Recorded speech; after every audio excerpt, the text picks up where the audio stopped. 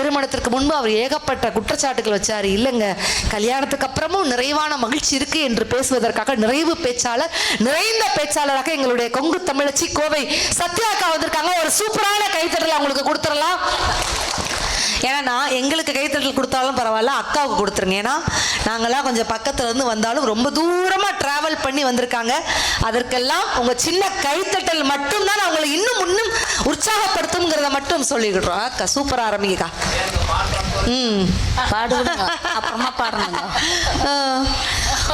வள்ளுவன் வாக்கினிலே பிறந்து கம்பன் கைகளிலே தவழ்ந்து கண்ணதாசனின் காதலியாய் விண்ணுக்குள் மலையாய் மண்ணுக்குள் நீராய் எனக்குள் நீயாய் உனக்குள் நானாய் நமக்குள் நாமாய் வித்தாக பிறந்திட்ட சத்தான தமிழுக்கு இந்த கொங்கு தமிழச்சியின் கோடானு கோடி வணக்கங்கள். அற்புதம் அற்புதம். நடுவர்களே நேரடியாவே விஷயத்துக்கு வந்தாங்க. ஆமாங்க. ஆனாலுமே ஒரு பட்டிமன்ற நடுவர்ங்கிற முறையில பட்டிமன்ற முறைப்படி உங்கள் 4 வார்த்தை பாராட்டிட்டு தான் பட்டிமன்றம் பேசணும். ஆஹா, சட்டமே போட்டுட்டாங்க. பாராட்டுங்க, தொட்டில போட்டு தாலாட்டுனா தூங்கிடுவீங்க, அதனால பாராட்ட மட்டும் செஞ்சாங்க. அந்த பக்கம் இருந்து 2 பேர் வந்து அந்த முக்குனாங்க. ஆமா, ஏதாவது ஒரு வார்த்தை உங்களை பாராட்டினாங்களா? நீங்க நல்லா நிமிந்துக்கோருங்க, அவ்வளவுதான். அதான் 2 சேர் போட சொன்னாங்க, உள்ளேன்ட்டாங்க, அதனால 1 சேர். இருந்தாலும் நீங்க நிமிந்துக்கோரலைன்னா கூட நான் உங்களை பாராட்டுறேன். உண்மையா இருந்தா நல்லா கை தட்டி விட்டுருங்கக்கா. நடுவர்களே நீங்க சிரிச்சா ஸ்னேகா. ஐயோ சரிங்க, சூப்பர். அப்படியே இருக்கு நடுவர்களே. சின்ன ஸ்னேகா நிறைய பேர் புன்னக அரசின்னு சொல்லுவாங்க. அது கேஆர் விஜயாங்க. பழைய நடிகைங்க. சரி ஓகே, ஸ்னேகா கொஞ்சம் புன்னக அரசி. சரி விடுங்க நடுவர். எது சொன்னாலும் நடுவர் சொன்னா ஓகேன்னு சொல்லி. சரி ஓகே. நடுவர்களே நீங்க சிரிச்சா சேகா, நடந்தா நயன்தாரா, ஐயோ சஞ்சா அனுஷ்கா, மொத்தத்துல நீங்க ஒரு மோனோலிசா. மோனோலிசாவா? ஆமா. இப்ப உங்களுக்கு புரியலன்னு யோசிக்கிறீங்க. இப்ப நான் சொன்னதெல்லாம் நம்ம பாலிவுட் நடிகைகள். ஆனா மோனோலிசா வந்து ஹாலிவுட். நான் ஏன் ஹாலிவுட் சொன்னேன்னு உங்களுக்கு புரியல. ஆனா இப்ப புரியும் பாருங்க. அவங்க நீங்க சிரிச்சா ஸ்னேகா, நடந்தா நயன்தாரா, அசஞ்சா அனுஷ்கா, மொத்தத்துல நீங்க ஒரு மோனோலிசா. அடிக்கடி சிரிக்கிறீங்களே, நீங்க என்ன லூசா? நல்லா கை தட்டி விடுங்க. மோனோலிசா லூசா, அது சும்மா அதுக்கு தான் அந்த எதுகை மோன பிட்ட போட்டு விட்டுருக்கீங்க. ஆமாங்க நடுவர்களே. ஆனா உண்மையாகவே நல்ல அருமையான மேடை நடுவர்களே. ஒரு இந்துவாக பிறந்தவன் வாழ்க்கையில் ஒரு முறையேனும் காசி ராமேஸ்வரம் சென்று இருக்க வேண்டும். கிறிஸ்தவனாக பிறந்தவன் ஒரு முறையேனும் ஜெருசலேம் சென்று இருக்க வேண்டும். இஸ்லாமியனாக பிறந்தவன் ஒரு முறையேனும் மெக்கா மதீனா சென்று இருக்க வேண்டும். பட்டிமன்ற பேச்சாளராக பிறந்தவர்கள் ஒரு முறையேனும் இந்த பிரகாசபுரத்தில் நடக்கக்கூடிய பட்டிமன்ற மேடையில் வந்து பேசி இருக்க வேண்டும் நடுவர்களே. அருமையான மேடை, அருமையான ரசிகர்கள் நடுவர்களே. உண்மையா அந்த தலைப்பை மட்டும் ஒரு தடவை ஞாபகப்படுத்துங்க. மகிழ்ச்சியான வாழ்க்கை திருமணத்திற்கு முன்பா பின்பா. அது ஆம்பளைக்கா பொம்பளைக்கான்னு சொன்னீங்கல்ல? ஆமா. அப்ப 2 பேத்துக்கும் பொதுவாகவும் வச்சுக்கலாம்ல? வச்சுக்கலாம். இப்ப நல்லா இருக்கிறது யாரு? கல்யாணத்துக்கு முன்னால இருக்கிறவங்களா, கல்யாணத்துக்கு பின்னால? அவ்வளவுதான். ஒரு ஜுஜுபி கேள்வி கேட்டுக்கிறீங்க. அதுக்கு எதுக்கு அந்த 2 வந்து அந்த முக்கிட்டு போச்சுங்க? முக்கிட்டு போச்சு. அப்புறம் என்னங்க, நான் காலையில கோயம்புத்தூர்ல பொட்டி தூக்கிட்டு வந்து நின்னாங்க பட்டிமன்றம் போலாம்னு வால் போஸ்ட்ல போட்டு இருந்தாங்க. அப்படியே கோயம்புத்தூரில் முக்கிய நபர் கைது, இன்னும் 2 நிமிஷம் சேர்த்து முக்கியம் அந்த 2 கைது பண்ணிட்டு போயிருப்பாங்க. டேங்க அப்பா வந்து நின்னதுல இருந்து பொண்டாட்டி சரியில்லை 2 பேரும் அந்த பேச்சு பேசினாங்கல்ல. நான் ஒரு வார்த்தை கேட்கறேனுங்க, பொண்டாட்டி தான் சரியில்லையில, பொண்டாட்டி கிட்ட சந்தோஷம் இல்லையில, பொண்டாட்டி கிட்ட உங்களுக்கு எல்லாம் நிம்மதி இல்லையில, அப்புறம் ஏன் மீச முளைக்காததுக்கு முன்னால ஜாதகம் தூக்கிட்டு உங்கள்ல ஒண்ணுக்குதா ஏன் போறீங்க? சரியான கேள்வி. போறது ஊரா பொண்ணு தேடிட்டு போறது, பொண்ணு கட்டிட்டு வந்து பொண்டாட்டி சரியில்லை, குழந்தையா நல்லா இருக்குதாமா, பிச்சு போடுவோம் பிச்சு ஜாக்கிரதை. குழந்தையால தான் கிளாப்ஸ் அதிகமா வருது. என்னங்க வந்ததுல இருந்து பொண்டாட்டி அதுலயும் அவரு அந்த சப்பாரி. ஆமா. அவர் வந்து சொல்றாரு, எங்க அம்மா காலத்துல நல்லா, உங்க அம்மா முந்தானே இப்படி உட்கார்ந்துருக்க வேண்டியதானா? எதுக்கு கல்யாணம் பண்றீங்க? கல்யாணம் பண்ண வேண்டியது. அப்புறமா வந்து அம்மா நல்லா இருந்தது, அம்மா ஒரு வார்த்தை குறை சொல்லுங்க பார்க்கலாம். உங்க அம்மாவும் உங்க அப்பாவும் கல்யாணம் பண்ணதுக்கு அப்புறம் தானே நீங்க பிறந்தீங்க. அப்ப கல்யாணம் பண்ணி சந்தோஷமானதுக்கு அப்புறம் தான் நீங்க ஒரு வாரிசா வந்தீங்க. கண்டிப்பா. அதை தவிர 2 பொண்ணுங்க இருக்குது இல்ல, கல்யாணம் பண்ணி கொடுத்துட்டு பேரம் பேத்தி வரணும்னு விருப்பப்படுறீங்களா? அதை எங்க தளபதி அழகா சொன்னாரு. ஜூன் ஜூலை மாதத்தின் ரோஜா பூவின் சுவாசத்தில் ஜூனியர் கையில் கிடைக்கும் மனம் பாரசு கட்டி தான் விண்ணில் பறக்கும் சொன்னாங்கல்ல நடுவர்களே. என்னங்க வந்ததுல இருந்து ஏங்க கல்யாணம் ஆனா தாங்க ஒரு ஆளுக்கே மதிப்பு நடுவர்களே. எப்படி அது வரைக்கும் மதிப்பு கிடையாது. இப்ப நான் எல்லாம் கோயம்புத்தூர்ல இருந்து வந்துக்கிறோம். கோயம்புத்தூர்ல நாங்க புருஷன்னு மரியாதை எல்லாம் பேச மாட்டோங்க. எப்படி சொல்லி பேச மாட்டாங்க. நாங்க ரொம்ப மரியாதையா புருஷர் அப்படிதான் சொல்லுவோம். ஏன் சர் இழுத்துக்கிட்டு போகுது? ஏனுங்க அந்த இரு போட்டாதாங்க அவங்களுக்கு மரியாதையே கிடைக்கும். அதனால புருஷர் கணவர் கொண்டவர் அப்படின்னு தான் நாங்கெல்லாம் சொல்லுவோம். ஆமாங்க. இப்ப எனக்கு கல்யாணம் ஆயிடுச்சுங்க. ஆமாங்க. பார்த்தா தெரியாதுங்க, பாக்க தெரியுங்க. இப்ப எனக்கு கல்யாணம் ஆயிடுச்சுங்க. கல்யாணம் ஆனோன்னு ஒரு நாள் வெள்ளிக்கிழமை நாளுங்க. வெள்ளிக்கிழமை நாள் தலைக்கு ஷாம்பு போட்டு குளிச்சுட்டுங்க, ஃபேன் போட்டு என் கூந்தலை காய வச்சுட்டு இருந்தேன். இந்த கூந்தலை ஏங்க இந்த கொஞ்சம் கொஞ்சம் திருப்பி காமிச்சிருங்க அந்த கூந்தலை. ஒரு நிமிஷம் என் கூந்தல் மட்டும் எல்லாரும் பாருங்கக்கா. இந்த கூந்தலை, இது கூந்தலை எப்படி சிரிக்கிறீங்க? முடிய இல்ல கூந்தலை விட பூ பெருசா இருக்குது. ஏங்க இங்க பாருங்க, என் கூந்தலை ஃபேன் போட்டு காய வச்சுங்க. சரி. விஷயத்துக்கு வாங்க. நான் கூந்தலை காய வச்சுட்டு இருக்கும்போது மாமா உள்ள வந்துட்டாருங்க. சரி. உள்ள வந்தோடனே இப்ப நான் யோசிச்சுனுங்க, என்னதான் இருந்தாலும் நம்ம கூந்தலை காய வச்சுட்டு இருக்கிற நேரம் பார்த்து மாமா உள்ள வந்துட்டாரு. அதனால மாமா போங்க வாங்க வாங்க அப்படின்னு விட. யார் மாமா? ஏன் மாமா தாங்க.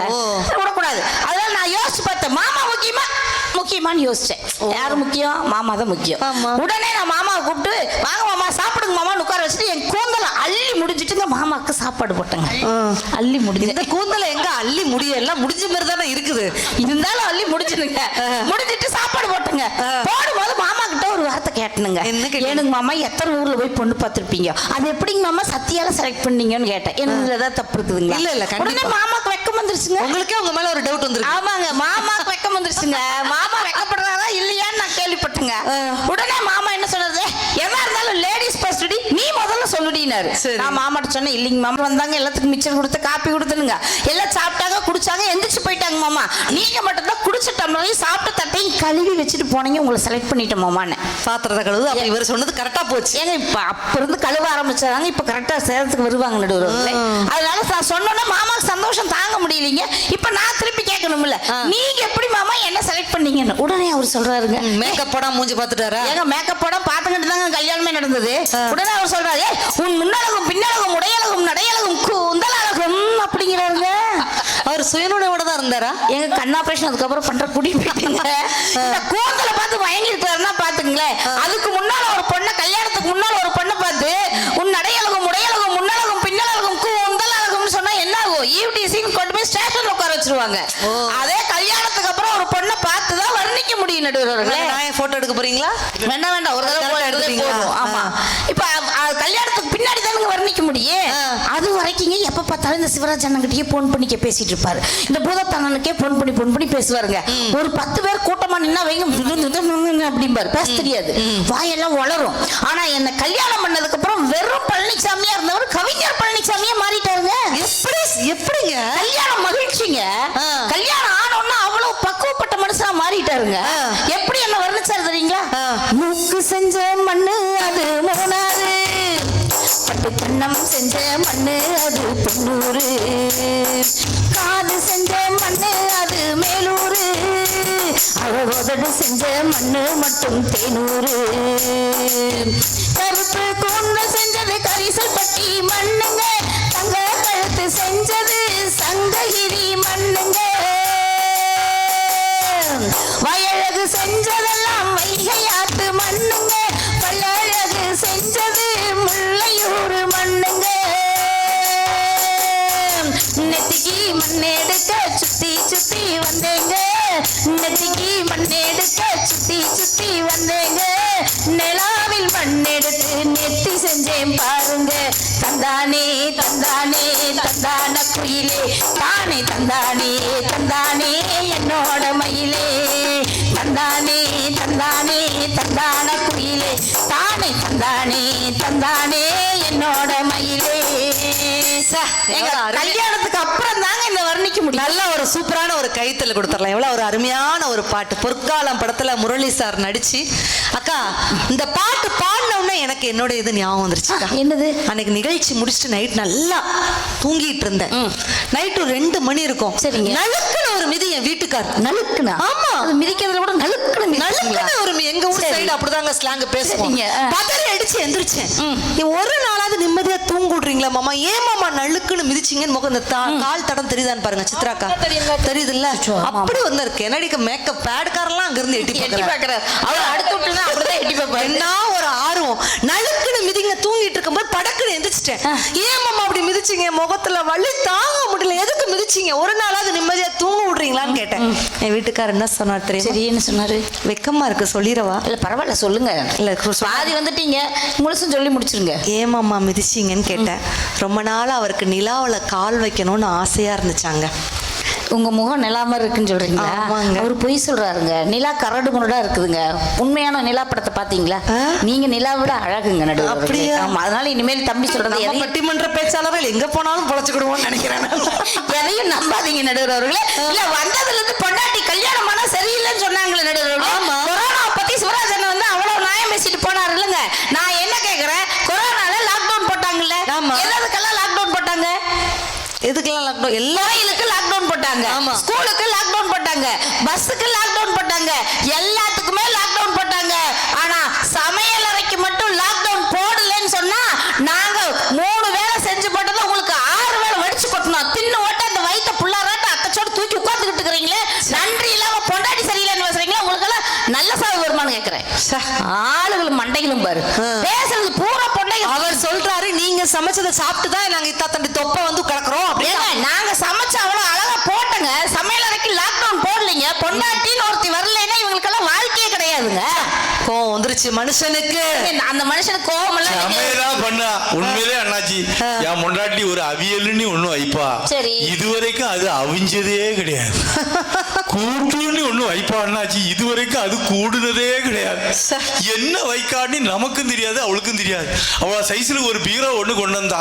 மேல் தட்டுல ஃபுல்லா ரசம், 2வது செட்ல சாம்பார், பீரோலையா? 3வது தட்டுல ஆமா அந்த ஃப்ரிட்ஜுக்குள்ள ஃப்ரிட்ஜ் பீரோ ஆயிடுச்சு பாருங்க. 3வது தட்டுல புளிக்குழம்பு வச்சிருக்கான். 4வது தட்டுல ஒண்ணு காலியா இருக்கு. ஏமா இதுக்குள்ள என்னத்தமா வைக்க போறாங்க? யாருக்கு மாறா பேசினீர்னா உங்களை துண்டு துண்டா வெட்டி உள்ள வச்சு விடுவாங்க. ஒரு வார்த்தை பேச முடியல. இதா சந்தோஷமா இருக்கு பாருங்க. அன்னபாரதி இருக்கிற மேடையில தயவுசெய்து சமையலை கிண்டல் பண்ணாதே. நான்லாம் சமையல் சூப்பரா பண்ணுவேன். ஆனாலும் எனக்கு வீட்டுக்காரன் எனக்கு பயங்கர சண்டை. எதுக்கு? சப்பாத்தி கேட்டா இருக்கிறா. சரி, நானும் கஷ்டப்பட்டு மனுஷன் நீங்க சப்பாத்தி கேட்கிறாரு, எனக்கு சுட்டு கொடுத்துருன்னு சொல்லிட்டு சப்பாத்தி சுட்டு தொட்டுக்க ரசம் வச்சேங்க்கா. சப்பாத்திக்கு ரசமா? வைக்க கூடாதாக்கா? ஐயோ, சூப்பர் காம்பினேஷன் தானே. அடுத்த வாரம் கண்டிப்பா எங்க வீட்டுக்கு வந்துருங்க. அவ்வளவு தூரம் பாசங்க. இல்ல உண்மைதான் நடுவர். ஆனா தொண்டை கரங்குது, சுடுதண்ணி வச்சு கொடுமான்னு கேட்டாரு. சரி, நான் வேணா ஓகே மாமா சுடுதண்ணியே நான் வேணா ஸ்விக்கில ஆர்டர் பண்ணிட்டுமான்னு கேட்டேன். சுடுதண்ணியே ஸ்விக்கில? ஆமாங்க. என்னங்க பிரச்சனை? ஆனா உண்மையில நடுவர்களே, உங்களை பாராட்டணும் நடுவர்களே. உண்மையா சத்தியமா சொல்றாங்க, சமையல்ல அன்னபாரதி அடிச்சுக்கிறதுக்கு ஆளே இல்ல. அதுவும் டீ வச்சு கொடுப்பாங்க பாருங்க, அவங்க டீயை குடிச்சீங்கன்னா அடுத்த தரம் அந்த வீட்டுக்கு போகவே மாட்டீங்க. பாவிகளா? உண்மைங்க. ஏத்துற மாதிரியே பொத்துன்னு கீழே உண்மைங்க. நான் போன வாரம் அன்னபாரதி நிகழ்ச்சி கூப்பிட்டாங்கன்னு வந்திருந்தேன். வந்த போது டீ வச்சு கொடுத்தீங்களா? தெரியாதனமா குடிச்சிட்டு வந்துட்டேன். இன்னைக்கு நான் வர்றேங்க, அந்த ரோட்ல ஒரு நாய் இழுத்துட்டு கிடந்துச்சு. நான் என்னன்னு கேட்ட பக்கத்துல இருக்கிற அந்த அண்ணன் சொன்னாரு, டீ மிச்சமாச்சுன்னு அன்னபாரதி டீயை போய் இந்த நாய் குடிச்சிட்டு வந்துருச்சுன்னாரு. ஒருத்தர் எங்க வீட்டுக்கு வர மாட்டாங்க. உங்க வீட்டுக்கு வந்தாலும் சுடுதண்ணியை நீங்க ஸ்விக்கிலேயே ஆர்டர் பண்ணி கொடுங்க. நீங்க உங்களை ப்ரிப்பேர் பண்ணி எல்லாம் கொடுக்காதீங்க. அன்னைக்கு நான் வத்த குழம்பு வச்சேன். என் வீட்டுக்காரர் வத்த குழம்பு பார்த்தாரு, என்னைய பார்த்தாரு, வத்த குழம்பு பார்த்தாரு. சொன்னாரு பாரதி வத்த குழம்புனா இதாண்டி வத்த குழம்பு, போன வாரம் வச்ச வத்த குழம்பு மாதிரியே இருக்குன்னாரு. நான் சொன்னா அதே வத்த குழம்பு தான் தின்னுங்க மாமான்னு சொல்லிட்டு வந்தேன். அப்படி இருக்கணுங்க. ஃப்ரிட்ஜ் நம்ம அதுக்கு தான் யூஸ் பண்றோம் பீரோன்னு சொல்லிட்டு போயிட்டாரு. ஆனா உண்மையில நடுவர்களே, இவங்க 2 பேர்த்தோட குற்றச்சாட்டும் என்னங்க, செண்டாட்ட வந்தா குண்டாட்ட ஆயிட்டா சொன்னாங்கல்ல. நான் என்ன கேக்குறேன், அக்கால நான் உண்மையா இருந்தா நீங்க கை கூட தட்ட வேண்டாங்க, சும்மா கிளிக்னு ஒரு சிரிப்பு கூட சிரிச்சிருங்க. What is this click? சிரிப்பு. ஆமா நடுவர்களே, ஏன்னா கை தட்ட மாட்டேங்கிறாங்கல்ல.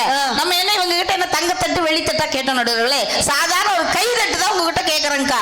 ஏன்னா நாங்க கை தட்டுன்னு ஏன் சொல்றோம்னு சொன்னா, இப்ப எனக்கு ஒரு பேமெண்ட் கொடுப்பாங்க, அந்த பேமெண்ட் நாளைக்கு நான் பட்ஜெட் போட்டு வந்திருப்பேன், போய் 2 நாளையில அது செலவாயிரும். சித்ரா ஒரு பட்ஜெட் போட்டிருப்பாங்க, அவங்களுக்கும் செலவாயிரும், எல்லாத்துக்குமே அந்த காசு செலவாயிரும். ஆனா நீங்க கை தட்டுனீங்கன்னா அந்த கை தட்டல் எங்க மனசுக்குள்ளேயே நிக்கும். நாளைக்கு நாங்க இந்த வழியில போகும்போது பிரகாசபுரம் மக்கள் நம்ம பேசணும், அப்படி எள்ளு போட்டா அப்படி கல்லுன்னு சிரிச்சாங்கடா அப்படின்னு சொல்லி அந்த கைதட்டல நினைச்சு பார்ப்போம் பாத்தீங்களா. அதுக்காக தான் உங்களை கைதட்டுன்னு சொல்றோம். சும்மா எல்லாம் கைதட்ட சொல்லிங்க, நல்லா ஜோரா கைதட்டி விடுங்க. ஒண்ணு காசு பணம் எல்லாம் கொடுக்க வேண்டாங்க, ஆனா ஜிபே பண்ணிருங்க. நடுவுல நாங்க ட்ரிம்மா இருந்தா ட்ரம்மாட் ஆயிட்டோம், அதான சொன்னாங்க அவங்க. கண்டிப்பா. நான் என்ன கேக்குறேன், அக்காலாம் நல்லா யோசிச்சு பாருங்க, நம்ம ட்ரிம்மா இருந்தவங்க ட்ரம்மாட் ஆயிட்டோம்னு இவங்க சொல்றாங்களே. நான் என்ன கேக்குறேன், இவங்க கல்யாணம் பண்ணும்போது இவங்களும் தலையெல்லாம் முடியோட தான் வந்தாங்க. உங்களை சொல்லணும், சும்மா பொதுவா பேசிட்டு இருக்கிறேன், நீங்க மறுச்சு பார்க்காதீங்கன்னா தலையில முடியோட தான் வந்தாங்க. இப்ப வெறும் மண்டை தான் இருக்குது, வச்சு பிழைக்கிறவங்களுக்கா காணோமா விட்டுட்டா வந்துட்டோம் நடுவர்களே. பாருங்க, ஆண்களுக்கு வழுக்கத்துல விழுந்துட்டேன்னு சொல்லாதீங்க, நான் அவங்க சார்பா பேசுவேன். சரி, வாழ்க்கையில வழுக்கி விழுந்த பொண்ணுங்களுக்கு வாழ்க்கை கொடுக்க எத்தனையோ ஆண்கள் தயாரா இருக்காங்க. வாலிபத்துல வழுக்க விழுந்த ஆண்களை கல்யாணம் முடிக்கிறதுக்கு எந்த பெண்கள் தயாரா இருக்கிறாங்க?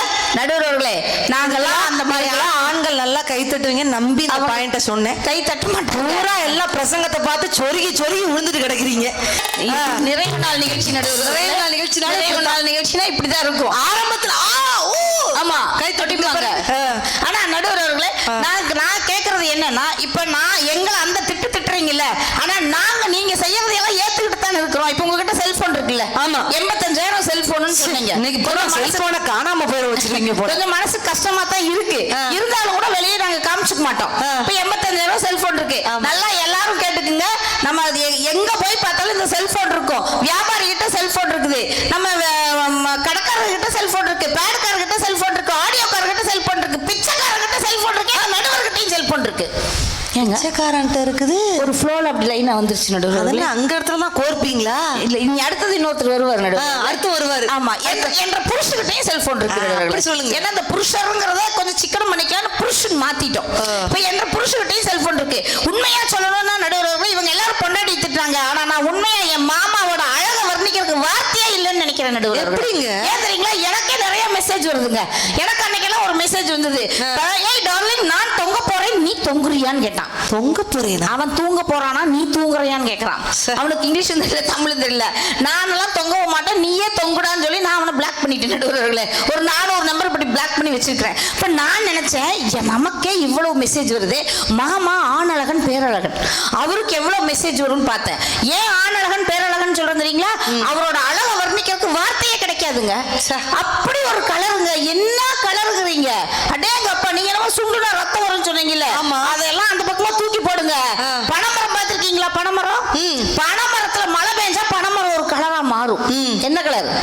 அந்த அட்டை கருப்பு, அந்த கலர் இருப்பாருங்க. எங்க பக்கத்து வீட்டு பார்வதி அக்கா என்னை வந்து கேட்டுச்சு, என்ன சத்தியா நீ போய் இந்த கருவாயின கல்யாணம் பண்ணிக்கிறேன்னு. நான் அந்த அக்கா என்ன தெரியுங்களா சொன்னேன், வாங்கக்கா, உங்களுக்கு எல்லாம் மாசத்துல அமாவாசை, எனக்கு 30 நாள் அமாவாசைன்னு சொல்லிட்டு நடுவர்களே. வாழ்க்கை ரசிக்கணுங்க. ஹைட்னா ஹைட், அவ்வளவு ஒரு ஆளுங்க, ஹைட் வெயிட்டா இருப்பாருங்க. அவரோட ஹைட்டை சொல்றதுக்கு ஆளை இந்த மேடையில யாருமே கிடையாதுங்க, பிரகாசபுரத்திலே ஆள் கிடையாதுங்க, அவ்வளவு ஹைட்டுங்க. கோபுர சைஸ் இருப்பாரு. ஐயா நீங்க வேற அதெல்லாம் என்னங்க ஹைட்டு, சும்மா இருங்க. டிவிஎஸ் 50ல ஏறி உட்கார்ந்தாருன்னா இந்த கால் எட்டாது, அவ்வளவு ஹைட்டு. டிவி சூட்டில உட்கார்ந்தா இந்த கால் எட்டாது, இப்படி தொங்கிட்டு இருக்கும். கொடுத்தீங்களா? எப்பவுமே என்னைய சத்யா அப்படிம்பாரு, நான் மாமா அப்படிம்பேன். இப்படிதான் பேசிக்கிறேன். குழந்தை அதெல்லாம் இருக்குது. அதுக்கு இதுக்கு என்னங்க சம்பந்தம் இருக்கு? நடுவுல அவ்வளவு ஹைட் வெயிட்டான மனுஷன். நான் யோசிச்சேன், எனக்கே இவ்வளவு மெசேஜ் வருது, இந்த மனுஷனுக்கு எவ்வளவு மெசேஜ் வரும்னு மெசேஜ பார்க்கலான்னு போறேங்க. இந்த மனுஷன் என்ன பண்றாருங்க, செல்போனை எடுக்கிறாரு, மெசேஜ பாக்குறாரு, டக்குனு பேட்டர்ன் லாக் போட்டு பாக்கெட்டுக்குள்ள வச்சுக்கிறாருங்க. எனக்கு பொடக்கலைக்கு போட கூட அண்டர்ரைலே போட்டு போறாரு, போட்டு திரும்புறாருங்க. செல்போன் கண்டுபிடிக்கவே முடியலைங்க செல்போன் மெசேஜ. அக்காக்கெல்லாம் ஒரு டிப்ஸ் சொல்றேன். மாமா, அதாவது அவங்க மாமா கிட்ட இருக்கிற செல்போன்ல மெசேஜ் கண்டுபிடிக்கணும்னா சத்யா ஐடியோ ஃபாலோ பண்ணுங்க. சொல்லுங்க, அதுதான் உதவும். நான் என்ன பண்ணு தெரியுங்களா, மாமா கிட்ட போய் சொன்னேன், மாமா பேட்டர்ன் லாக் எல்லாம் போடாதீங்க. ஏன்னா ஆள் ஆரம்பிச்சு அக்கில் முடிச்சாருங்க, 7 ஆரம்பிச்சு ஜட்டில் முடிச்சாருங்க. இப்ப குஜராத் மொழிக்கு தாவிட்டாரு. ஏன்னா இப்படி எல்லாம் போட்டீங்கன்னா மறந்துடுவீங்க மாமா, போன் வெட்டியா போயிரு, வேண்டாங்க மாமா, நீங்க வந்து பிங்கர் பிரிண்ட் லாக் வச்சுக்கோங்க மாமான்னு. மாமா பிங்கர் பிரிண்ட் லாக் வச்சுக்கிட்டாருங்க. இப்ப நான் என்ன பண்ணுனேன், அக்காலாம் நல்லா கேட்டுக்குங்க, பொம்பளை எடுத்தது டிப்ஸ். இவர் நைட் சாப்பிட்டதுக்கு அப்புறங்க ஒரு 1/2 டம்ளர் பால் குடிப்பாருங்க. சரி, எவ்வளவு அமைதியா பிரகாசத்தில் கேக்குறாங்க. ஆமா, என்ன டிப்ஸ் பூரா போட்டு தள்ளுது, என்னதான் பண்ணலாம் பார்க்கலான்னு. இந்த 1/2 டம்ளர் பால்ல 2 தூக்க மாத்திரை கலந்து கொடுத்துட்டேன் புருஷனுக்கா. அப்புறம் யார் பக்கத்து வீட்டுக்காரனுக்கா கொடுக்க முடியும்? புருஷனுக்கு தான் கொடுத்தேன். சரி, கொடுத்தா இவர் என்ன பண்ணாரு தெரியுங்களா, என்னடி இன்னைக்கு பால் இவ்வளவு சூப்பரா இருக்குன்னு வாங்கி குடிச்சிட்டு படுத்து தூங்கிட்டாரு. இங்க தான் தூக்க மாத்திரை கலந்து இருக்குல்ல, தூங்கிட்டாரு. நான் எப்படா மெசேஜ் வரும்னு இவரோட செல்போனை பார்த்துக்கிட்டே உட்காந்துருக்கேன். நைட் 12 மணிக்கு ட்ரிங்னு ஒரு மெசேஜ் வந்துருச்சு. ஓகே, நான் தான் பிங்கர் பிரிண்ட் வைக்க சொல்லிக்கிறேன்ல, திரும்பி பார்த்தா தூங்கிட்டு இருந்தாரு. இவரோட பிங்கர் எடுத்து பிரிண்ட் வச்சு அப்படியே வாட்ஸ்அப்பை ஓபன் பண்ணி பாக்குறாங்க, ஜிம்மின்னு ஒன்று மெசேஜ் அனுப்பிச்சிருக்குதுங்க. எனக்கு பேர் தெரியக்கூடாதுன்னு அவரு ஒரு பேர் வச்சுக்கிறாரு. சரி. அந்த ஜிம்மி கேக்குது, செல்லக்குட்டி என்ன பண்ணுது? அது வாய்ப்பளந்துட்டு அங்க தூங்குது. நான் அப்படிங்களா மெசேஜ் போட முடியும்? நான் திருப்பி மெசேஜ் போட்டனுங்க, செல்லக்குட்டி தூங்குதுன்னு. ஜிம்மி கட்டா இருக்கலாம் இல்லைங்க. திருப்பி ஜிம்மி சொல்லுது, செல்லக்குட்டி பொய் சொல்லுது, தூங்குனா எப்படி மெசேஜ் பண்ணுதுன்னு. நான் திருப்பி சொன்னேன், செல்லக்குட்டி தூங்குது, செல்லக்குட்டி பொண்டாட்டி மெசேஜ் பண்ணுது. இப்ப விரக்கட்டை எடுத்துட்டு வருதுன்னு பாருங்க. இந்த ஜிம்மி என்ன அந்த ஜிம்மி காணாத போயிருச்சுங்க. இருந்தாலும் இந்த ஜிம்மி இத்தனை வேலை பண்ணுதேன்னு நாம என்ன விட்டா கொடுத்துறோம் நடுவர்களே. மனசுக்குள்ள அவங்களுக்கு எவ்வளவு பெரிய கோவில் கட்டி உட்கார்ந்து இருக்கிறோம். பழச மரக்கல்லையே பவிமரம் நெஞ்சு துடிக்குது, உன்னையும் என்னையும் வச்சு ஒரு சனம் கும்மி அடிக்குது. பழச மரக்கல்லையே பவிமரம் நெஞ்சு துடிக்குது, உன்னையும் என்னையும் வச்சு ஒரு சனம் கும்மி அடிக்குது. அடடா மகராசா அருமே குறைஞ்சீக, தருமே மகராசா தலையே கவுந்தீக, கலங்கம் வந்தால் என்ன பாரு, அதுக்கும் மேலாதாண்டு பேரு. அடமந்தையில நின்னாலும் நீ வீரவாண்டி தேரு. ராசாவே உன்னை எண்ணி இந்த ரோசா பூ இருக்குதுங்க. ஒரு வார்த்தை சொல்லிட்டீங்க, அது உசுர வந்து இருக்குதுங்க. உங்க வீட்டுக்காருக்கு ஒன்று ஜிம்மின்னு வந்துச்சு. ஆமா. எங்க வீட்டுல நடந்த சம்பவம் தெரியுமா? நைட்டு 10 மணி இருக்கும். சரி. அன்னைக்கு நான் வேற ப்ரோக்ராம் போயிருந்தேன் வெளியில. எங்க வீட்டுக்கார் போனுக்கு எக்ஸ்கியூஸ் மீ ட்ரிங்னு ஒரு மெசேஜ். ட்ரிங்னு ஒரு மெசேஜ். அடுத்த நிமிஷமே ஒரு கால் வருது. என் வீட்டுக்கார் வேகமா போய் நைட்டு 10 மணிக்கு யாரோட போன் பள்ளிச்சிட்டு போய் போன் எடுத்து பார்த்தா பத்மா அக்கா, பக்கத்து வீட்டு பத்மா அக்கா. பக்கத்து வீட்டு பத்மா அக்கா இருந்து போன் வந்த உடனே இவர் வேகமா எந்திரிச்சு குளிச்சு சட்டையை போட்டு அயன் பண்ணி பர்ஃபியூமை புசுக்கு புசுக்குன்னு அடிச்சு வேகமா போய் பத்மா அக்கா வீட்டு வாசல்ல போய் நின்னார். அந்த அக்கா விறுவிறு நேரா கிச்சனுக்குள்ள கூட்டிட்டு போயிருச்சு. என்ன அதுக்கு சிலிண்டர் கல்ல தூக்க முடியாம கிரைண்டர் கல்ல தூக்க முடியாம அது கூட்டிட்டு போயிருக்கு. சத்தியமா சொல்றேன், உலகத்திலேயே கிரைண்டர் கல்ல தூக்குறதுக்கு பெர்ஃபியூம் அடிச்சுட்டு குளிச்சுட்டு போன ஒரே ஆளு என் வீட்டுக்காரரா தான் இருக்க முடியும். ஆனா உண்மையிலே உங்க வீட்டுல எல்லாம் பரவாயில்லைங்க நடுவர்களே.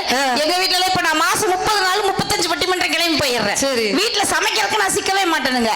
வீட்டுல நாம வந்த பக்கம் எல்லாம் இப்ப நீங்க நல்லா இன்னைக்கு வாங்கி கொடுத்தீங்க, சர்ச்சை நிகழ்ச்சினாலே நம்ம நல்ல சாப்பாடு நம்மளுக்கு கிடைக்கும். இந்த மாதிரி கிடைக்குதுங்களா? நான் ஊரா போய் நல்லா சாப்பிட்டுக்கிறேன். மாமா எங்கேயோ காலாவதியான ஹோட்டல்ல போய் சாப்பிடு வராட்டுக்குதுங்க. அப்படியே ஒல்லியா அந்த மைக் ஸ்டாண்ட் மாதிரி ஆயிட்டாருங்க.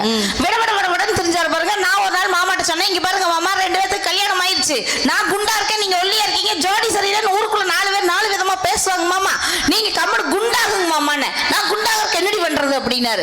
ஒண்ணும் இல்லைங்க, வீட்லயே நீங்களே சமைச்சு சாப்பிடுங்க, அப்பதான் நீங்க குண்டாவீங்க அப்படின்னு. எனக்கு தெரியாதுன்னாரு. நான் சொன்னேன், எதுக்கு மாமா சமைச்சு பாருங்க, புக்கு விக்குது, புக்கை வாங்கி கொடுக்குற, ஏதாவது கத்துக்கங்க மாமன். புக்கை வாங்கி கொடுத்து 4 நாள் பட்டிமன்றம் வெளியே வந்துட்டுங்க. 4 நாள் கழிச்சு வீட்டுக்கு போறணுங்க. இவர் சோபால அப்படியே அமெரிக்க அதிபதி மாதிரி படுத்துக்கிட்டு அந்த புக்கை படிச்சுட்டு இருந்தார். எனக்கு பெருமை பிடிபடலிங்க. அடேங்க அப்பா, நம்ம வாங்கி கொடுத்த புக்கை வந்து மாமா இவ்வளவு சின்சியரா படிச்சுட்டு இருக்கிறாருன்னு. ஏனுங்க மாமா ஏதாவது கத்துக்கிட்டீங்களான்னு. உப்புமா செஞ்சு வழங்கி கொண்டு செல்லம்னாரு. சந்தோஷம் தாங்க முடியல.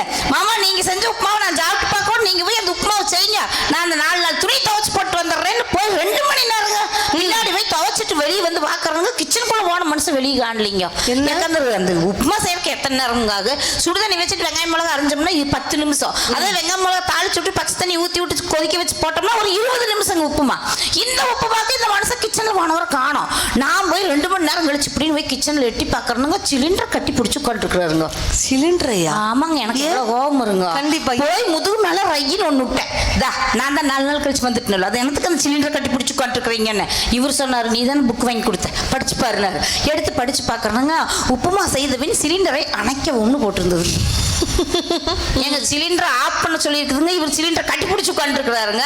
இருந்தாலுமே நாங்க என்னங்க இந்த மாதிரி எல்லாம் ஒண்ணுமே தெரியாம வெகுளியா திரியறாங்களேங்கிறதுக்காக கல்யாணத்துக்கு அப்புறம் இவங்களை வெகுளியாவே வச்சிருக்கிறோமா நடுவர்களே?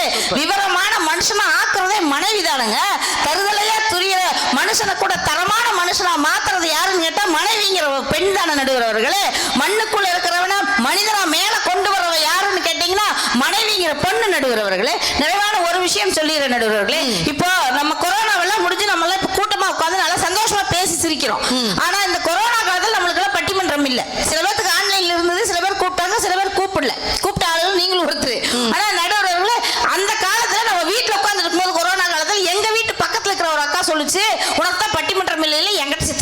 பேசுனுச்சு. யாருன்னு அந்த அக்கான்னு பார்த்தீங்கன்னா, பெண்களுக்கே ஒரு பெருமை என்ன தெரியுங்களா, பெண்கள் படிக்கவே வேண்டியது இல்லைங்க. புருஷன் எந்த புருஷன் கேட்டா புருஷன் பண்ற வேலையை வச்சு பொண்டாட்டி சொல்லிடுவாங்க. டாக்டரை கட்டிட்டா டாக்டர் அம்மா, டீச்சரை கட்டிட்டா டீச்சர் அம்மான்னு அந்த புருஷன் செய்யற வேலையை வச்சு பொண்டாட்டி சொல்லிடுவாங்க. அது மாதிரி இந்த அக்காக்கு பேர் மிலிட்டரிக்கார அக்கா. ஏன்னா அந்த அண்ணன் மிலிட்டரியில வேலை செய்யறாரு. இந்த அக்கா வந்து சொன்னோம், நான் சொன்னேன் அண்ணா பேசுனா காசு வாங்கி பழக்கமாயிடுச்சு, காசு கொடுப்பீங்களான்னு கேட்டேன். உடனே கொடுப்பேன் பேசுன்னுச்சுங்க. 10 நிமிஷம் பேசுறதுக்கு உட்கார்ந்து தயார் பண்ணிட்டு போன நடுவர்களே பேசலாம்னு போய் இந்த அக்காவுக்கு செல்போன்ல ஒரு மெசேஜ் வந்ததுங்க. எடுத்தது பார்த்ததுங்க. உடனே போது நிறுத்து அப்படின்ட்டு படுக்கிற போயிடுச்சுங்க. 5 நாள் இதே மாதிரி பண்ணிச்சு பாருங்க. 6ஆம் நாள் எனக்கு கோபம் வந்துருச்சுங்க. நான் வந்து இங்க வரைக்கும் நிறுத்து, என்ன கூப்பிடுற பேசுங்கிற, இருமல் தான் இருமுறை, நீ வாட்டுக்கு எந்திரிச்சு போயிடுற, என்ன விஷயம்னு கேட்டேன். ஒண்ணுமில்ல, உங்க அண்ணன் காஷ்மீர் இருக்கிறாரு, காஷ்மீர் இருக்கிற அண்ணனே தினம் போய் ஏடிஎம்ல 100 ரூபாய் பணம் எடுங்கன்னு சொல்லி இருந்தேன். உங்க அண்ணன் என் பேச்ச தட்டாம போய் 100 ரூபாய் பணம் எடுப்பாரு, அந்த மெசேஜ் வரும் எனக்கு, அதை பார்த்துட்டு நான் தூங்க போவேன்னுச்சுங்க. எனக்கு கொஞ்சம் வருத்தம். நான் சொன்னேன், ஏக்கா அந்த அண்ணன் காஷ்மீர்ல அவ்வளவு குளிர் இருக்கிறாரு, தினம் போய் ஏடிஎம்ல லைன்ல நின்று 100 ரூபாய் எடுத்து சொல்லிருக்கே, ஒரு 1000 ரூபாய் பணம் எடுத்து 10 நாள் செலவுக்கு அண்ணனை வச்சுட்டு சொல்ல வேண்டியதானே. அந்த அக்கா சொன்ன வார்த்தை என்ன தெரியுங்களா, இல்ல சத்யா 1000 ரூபாய் பணம் எடுத்தா எனக்கு 10 நாளைக்கு ஒரு மெசேஜ் தான் வரும், ஆனா தினம் தினம் உங்க அண்ணன் 100 ரூபாய் எடுத்துட்டாருன்னா தினம் தினம் 100 ரூபாய் எடுத்தாருங்கிற மெசேஜ் எனக்கு வரும், உங்க அண்ணன் உயிரோட தான் இருக்கிறாருங்கிற சந்தோஷத்துல நான் தூங்க போவேன்னு ஒரு மனைவி சொன்னான்னு சொன்னான். இதுதான் கல்யாணத்துக்கு அப்புறம் இருக்கக்கூடிய பந்தம். மனைவி சொல்ல கேட்டு நடக்கக்கூடிய கணவன் இந்த உலகத்தில் இருக்கும் வரை திருமணம் என்பது இன்பம் தான். நடுவர்களே, உனக்காக காத்திருந்தேன் நெடுநேரமா, நான் தூங்கினானதையா பலகாலந்தான், அத்த மக மாம மக முறை சேரத்தா, பெத்தவங்க ஆசையெல்லாம் நிறைவேறத்தா, என் உடலும் முசுருமா ஒட்டி கொண்ட மாமனே, நீ தட்டி கழிச்சாலும் என்னோட காவலே, என் உடலும் முசுருமா ஒட்டி கொண்ட மாமனே, நீ தட்டி கழிச்சாலும் என்னோட காவலே, நான் நெஞ்சத்தில் நினைச்சு மஞ்சளில் குளிச்சு மஞ்சத்தில் வாடுறேன், எப்பதான் வருவீங்க உள்ளம் ஏது, அந்த ஒரு நொடிக்காக உசுறு வாழுது, எப்பதான் வருவீங்க உள்ளம் ஏங்குது, அந்த ஒரு நொடிக்காக உசுறு வாழுது, ஏ மச்சான் மச்சான் மச்சான் மச்சான் ஆசை மச்சானே,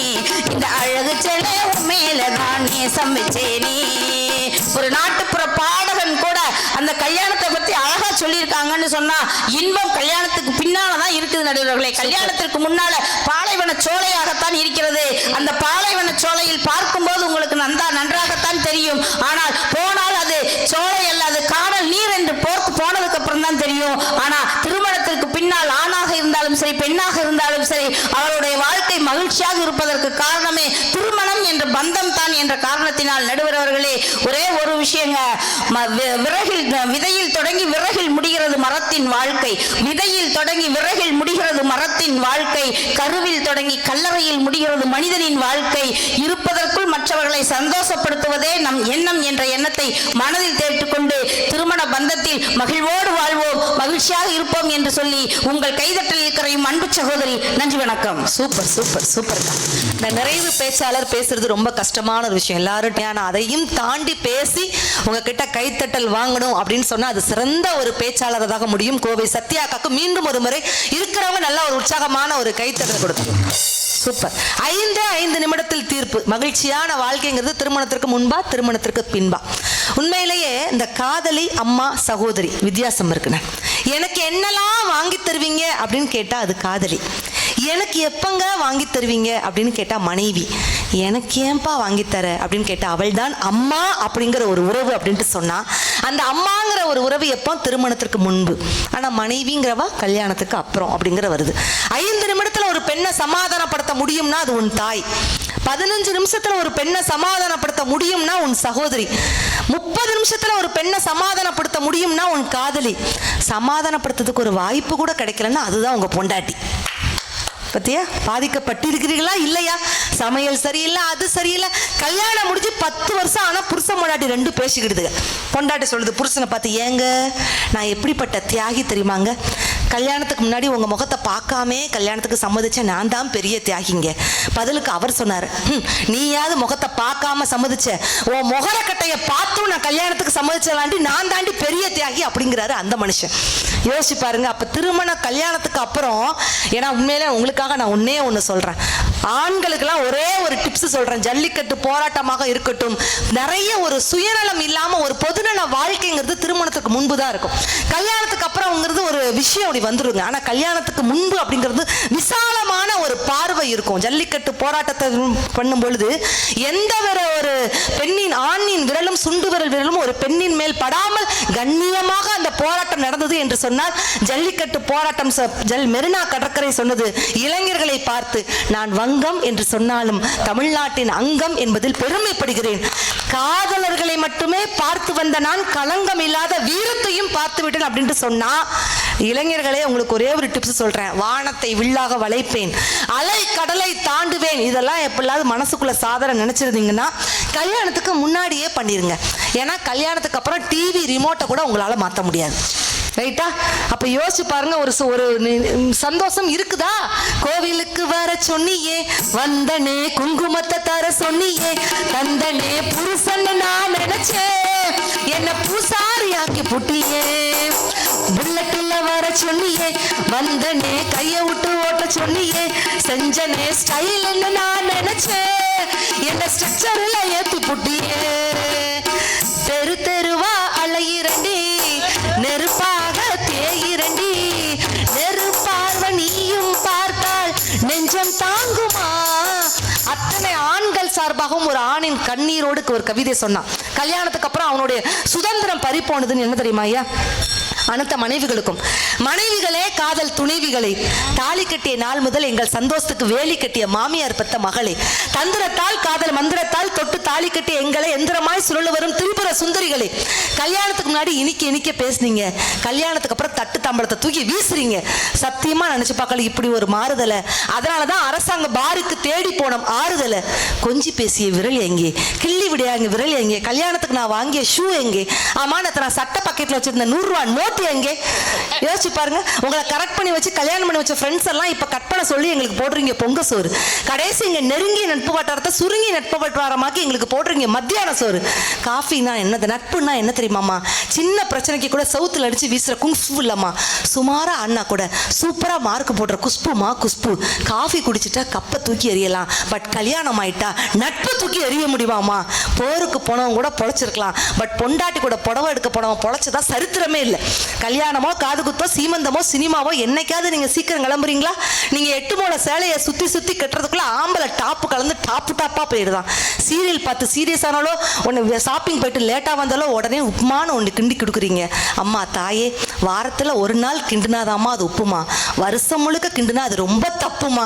லேசா பண்ணு மேல வெண்ணெய் தடன மாதிரி லைட்டா எங்களுக்கு தொப்பை விழுந்தா கூட உடனே உடம்ப குறை, டயட்டை ஃபாலோ பண்ணி எக்ஸசைஸ் பண்ணு, அதை பண்ணு இதை பண்ணு பாடா பண்ணி தொலைக்கிறீங்க. இல்ல தெரியாதனமா தான் கேட்கிறேன், டயட்டாவும் புருஷன் தான் இருக்கணும், கொயட்டாவும் புருஷன் நாங்க தான் இருக்கணுமாமா? ஏங்க நீங்க பொண்டாட்டி ஊருக்கு போயிட்டாதான் பல ஆண்கள் நிம்மதியா இருக்கிறீங்க. ஆனா அங்கேயும் போய் எங்களை நிம்மதியா இருக்க விடுறீங்களா? கதவை திறந்து போட்டு தூங்காத, கையிலே திறந்து போட்டு தூங்காத, போன் ஆஃப் பண்ணிட்டு தூங்கு, கதை கேஸ் ஆஃப் பண்ணு, 24 மணி நேரமும் டார்ச்சர். எங்களை ஒரு நிமிஷமா நிம்மதியா இருக்க விடுறீங்களாமா?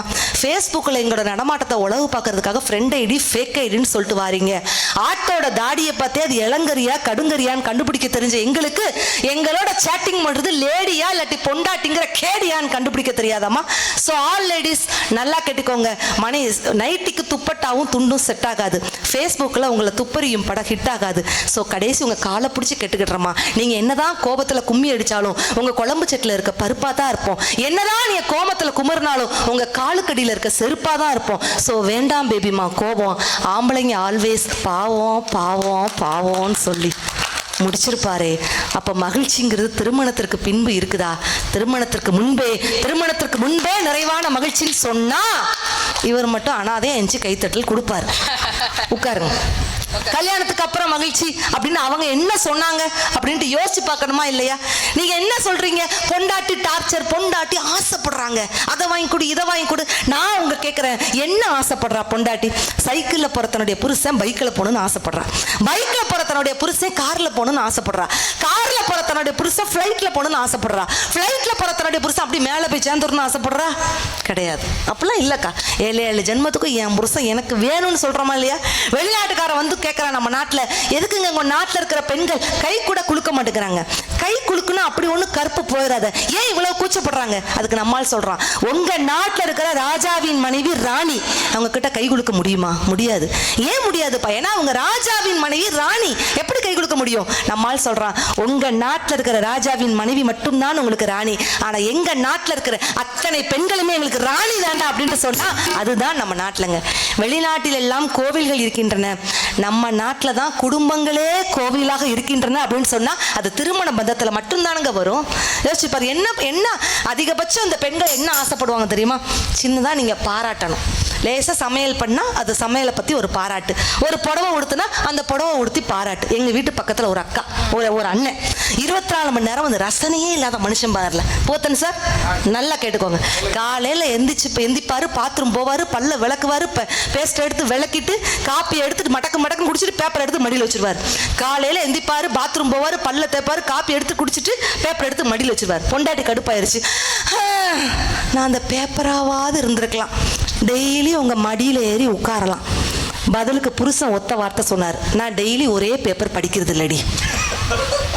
இது மட்டும் உங்களுக்கு நல்லா புரியுமே. 50வது கல்யாணத்துக்கு என்னை சீஃப் கெஸ்டா கூப்பிட்டுருந்தாங்க. 50வது திருமண விழா. வாவ், சூப்பர், தட்டப்புடலா, அப்படியே அந்த பக்கம் அசைவ விருந்து, இந்த பக்கம் சைவ விருந்து, அந்த பக்கம் கச்சேரி, பயங்கரமா ஏற்பாடு பண்ணியிருந்தார். ஒரு மனுஷன் 50வது கல்யாணத்துக்கு இவ்வளவு ஏற்பாடு பண்ணியிருக்காரு. நேரா அவரை போய் பிடிச்சேன். 50வது கல்யாணமே இவ்வளவு தட்டப்புடலா பண்றீங்களே, 25வது கல்யாணத்துக்கு உங்க மனைவிக்கு என்ன சார் சர்ப்ரைஸ் பண்ணீங்க? என்னுடைய 25வது கல்யாண நாளுக்கு என்னுடைய மனைவி என்னை அந்தமான் கூட்டிட்டு போனேன் அப்படின்னாரு. சூப்பர், இப்ப 50வது கல்யாண நாள், இப்ப என்ன சார் உங்க மனைவிக்கு பரிசு கொடுக்க போறீங்க அப்படின்னு. மனுஷன் என்ன சொன்னார் தெரியுமா? இப்ப என் மனைவி அந்தமான்ல இருந்து ரிட்டன் இங்க கூட்டிட்டு வர போறோமாங்கிறார். புரிஞ்சு போச்சா? 25 வருஷம் புருஷன் பொண்டாட்டிய பிரிஞ்சு வாழ்றாங்களே. ஆனாலும் என்ன, குடும்பத்துல அன்பை மட்டும் விதைத்தால் போதுங்க. நம்ம கிறிஸ்துவ மதத்துல சொல்லக்கூடிய விஷயம் என்ன? சுத்தியலும் சாவியும் பேசிக்கிடுச்சாங்க. சுத்தியல் சொல்லிச்சான் சாவியை பார்த்து, உன்னை விட நான் ரொம்ப ஸ்ட்ராங்கு, உன்னை விட நான் ரொம்ப பலசாலி, ஆனா நீ பூட்டை ஈஸியா திறந்துருத என்னால திறக்க முடியல ஏன்னு கேட்டுச்சான் சாவி. சுத்தியல் சிரிச்சுக்கிட்டே சொன்னிச்சான், என்னை விட நீ ரொம்ப ஸ்ட்ராங்கு தான், என்னை விட நீ ரொம்ப பலசாலி தான். ஆனா சாவி சிரிச்சுட்டு சொல்லிச்சான் சுத்தியலை பார்த்து, என்னை விட ஸ்ட்ராங்கு தான், என்னை விட பலசாலி தான், ஆனா நீ பூட்டை திறக்கிறதுக்கு அதோட தலையில ஓங்கி அடிக்கிற, ஆனா நான் பூட்டை திறக்கிறதுக்கு அதோட இதயத்தை தொடுற. என்றைக்குமே ஆயுதத்தை விட அன்புதான் மேலானதுன்னு சாவி சொல்லிச்சுன்னா அந்த அன்பை மட்டும் ஒருத்தருக்கு ஒருத்தர் கொடுத்தாங்க. திருமண வாழ்க்கை மகிழ்ச்சிங்க. எங்க குடும்பத்துக்கு அப்புறம் திருமண வாழ்க்கையில ஒரு குழந்தை பிறக்குது. எவ்வளவு கஷ்டங்கள் வந்தாலும் அந்த குழந்தை குடுகுடுன்னு ஓடி வந்து அம்மா அப்பான்னு பேசும்போது அத்தனை கஷ்டங்களும் பஞ்சு பஞ்சா பறந்து போயிருமே, இல்லைன்னு சொல்ல முடியுமா? நம்ம நினைக்கிறோம் அப்பாக்கள் எல்லாம் நம்ம பையனுக்கு விலகுன்ன காரு, விலகுன்ன பொம்மை வாங்கி கொடுத்தா தான் பிடிக்கும்னு. நண்பர்களே, எந்த அப்பாக்களை குழந்தைகளுக்கு பிடிக்கும் தெரியுமா? விளையாட்டுக்கு பொம்மை வாங்கி தரும் அப்பாக்களை விட, விளையாட்டுக்கு பொம்மை வாங்கி தரும் அப்பாக்களை விட தன்னோடு விளையாடும் அப்பாக்களை தான் குழந்தைகளுக்கு மிக பிடிக்கும் என்று சொன்னார். அப்படிப்பட்ட திருமண வாழ்க்கைங்கிறது கல்யாணத்துக்கு அப்புறம் தானே வருது. அப்ப யோசிச்சு பாருங்க, மனைவி அப்படிங்கிற ஒரு ஒற்றை சொல் தமிழ்ல நீங்க இப்போ அப்படி கம்பீரமா இருக்கீங்க. இப்பெல்லாம் உங்களுக்கு மனைவியின் அருமை தெரியாது. வயசாகி கிளப்பருவத்துல உங்கள் வாயிலிருந்து வரக்கூடிய வாந்தியை கூட கையில் ஏந்தக்கூடிய ஒரு அற்புத தெய்வம் மனைவி என்ற ஒற்றை உறவாகத்தான் இருக்க முடியுங்க. அதனாலதான் மனைவி என்ற ஒற்றை சொல்லுக்கு தமிழன் 62 பேர்கள் வச்சான். துணைவி, கடகி, கண்ணாட்டி, கற்பால், காந்தை, வீட்டுக்காரி, கிருகம், கிளத்தி, குடுமினி, பெருமாட்டி, பாரியால், பொருளால், இல்லத்தரசி, மனையூர் மகள், வதுகை, வாழ்க்கை, வேட்டால், விருந்தனை, உள்ளி, சாணி, சீமாட்டி, சூரியை, சையோட்டி, தம்பிராட்டி, தம்மை, தலைமகள், தாட்டி, தாரம், ஆட்டி, அகமுடையால், நாயகி, பெண்டாட்டி, மணவாளி, மணவாட்டி, ஊழ்துணை, வது, விருத்தனை, இல், காந்தை, பாரியை, மகுடு, குழி, வல்லபி, வனித்தை, வீட்டால், ஆயந்தி, ஊடை, மனை கிளத்தி, மனை தக்கால் என்று மனைவி என்ற ஒற்றை சொல்லுக்கு 62 பேர்கள் தமிழன் வச்சான். அப்படின்னா அதான் சொன்னாங்க, வாலிபங்களோடும் வயதாக கூடும் ஆனாலும் அன்பு மாறாதது, வாழையிடும் பந்தம் முடி போட்ட சொந்தம் பிரிவென்ற சொல்லே அறியாதது, அழகான மனைவி அன்பான துணிவி அமைந்தாலே பேரின்பமே, மடி மீது துயில சரசங்கள் பயில மோகங்கள் ஆரம்பமே, நல்ல மனையாளி நேசம் ஒரு கோவில் நெஞ்சம் ஒரு வீணை பாடுவேன் நானே சங்கீத சாம்ராஜ்யமே. நம்மளுடைய ஆதி ஆகமத்தில் கூட சொல்லக்கூடிய வார்த்தை. ஒரு ஆணை படைத்தார் கடவுள். நம்ம எல்லாருக்குமே தெரியும், பைபிளை படிச்சிருப்போம். ஒரு ஆணை படைத்து பெண்ணை எங்க இருந்து படைக்கிறாங்க? ஒரு ஆணின் விழா எலும்பிலிருந்து பெண்ணை படைக்கிறாங்க. அந்த பெண்ணை பார்த்து ஆண் என்ன சொல்றான்? இவள் தான் என்னுடைய எலும்பின் எலும்பும் சதையும் சதையுமாக இவள் இருப்பாள், அவள் தான் பெண் என்று சொன்னார். இந்த ஆணும் பெண்ணும் வரக்கூடிய திருமண வாழ்க்கை, குடும்ப வாழ்க்கை தான் நிறைவான மகிழ்ச்சி என்று சொல்லி, மகிழ்ச்சியான வாழ்க்கை திருமணத்திற்கு முன்பு உங்களுக்கு அப்படி இப்படி இருக்கிற மாதிரி தெரியும், திருமணத்திற்கு பின்புதான் நிறைவான மகிழ்ச்சி கொட்டி கிடக்கிறது என்று நிறைவு தீர்ப்பாக வைத்து, கலையாத கல்வியும் குறையாத வயதும் கபடு வாராத நட்பும் கன்றாத வளமையும் குன்றாத இளமையும் கழுப்பிணி இல்லாத உடலும் சலியாத மனமும் அன்பகலாத மனைவியும் தவறாத சந்தானியும் தாளாத கீர்த்தியும் மாறாத வார்த்தையும் தடைகள் வராத கொடையும் தொலையாத நிதியும் கோணாத கோளும் துன்பமில்லாத வாழ்வும் துயனின் பாதத்தில் அன்பு உதவி பெரியதொண்டரோடு கூட்டு கண்டா என்று அபிராமிப்பட்டார். அபிராமி அந்த கூறியது போல எல்லா வளங்களும் நலங்களும் பெற்று பிரகாசபுர மக்கள் செழித்து வாழ வேண்டும் என்று வாழ்த்தி விடைபெறுகிறோம். நன்றி, வணக்கம் ரசிகபுர மக்களே.